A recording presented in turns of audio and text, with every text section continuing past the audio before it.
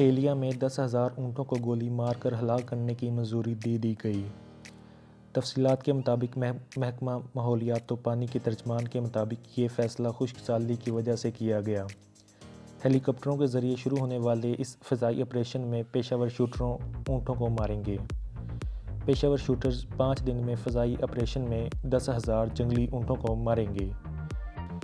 जनूबी ऑस्ट्रेलिया के महकमा माहौलियात व पानी के तर्जमान ने बताया, APY लैंड के मगरब में रिवायती मालिकान कई बरस से ऊँटों को फ़रोख्त कर रहे हैं, लेकिन खुश्क मौसम में इतने ऊँटों की तादाद संभालना नामुमकिन है। तर्जमान के मुताबिक APY लैंड में ऊँटों के चरने की वजह से दबाव गैर मामूली तौर पर बढ़ा है और उसके नतीजे में बुनियादी निज़ाम को नुकसान पहुँच रहा है।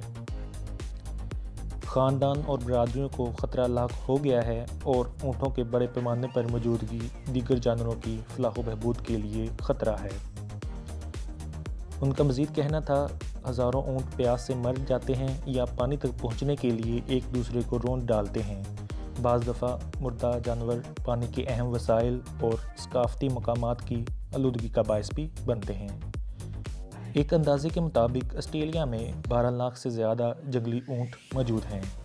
ख्याल रहे कि ऑस्ट्रेलिया के जंगलात में लगी आग से अब तक 24 अफराद हलाक और लाखों एकड़ अराज़ी जलकर खाक हो चुकी है। मीडिया रिपोर्ट्स के मुताबिक ऑस्ट्रेलिया के जंगलात में लगने वाली आग से तकरीबन 50 करोड़ से ज़ायद जानवर हलाक हुए, जबकि इस खित्ते में मौजूद जानवरों की कई अक़साम सफ़े हस्ती से मिट जाने का भी खदशा ज़ाहिर किया गया है। सिडनी यूनिवर्सिटी के माहिरीन माहौलियात के मुताबिक गुज़श्ता साल सितंबर से लेकर अब तक 48 करोड़ ममालिया जानवर, परिंदे और रेंगने वाले जानवर हलाक हो चुके हैं और इसकी तादाद में मज़ीद इजाफे का इम्कान है।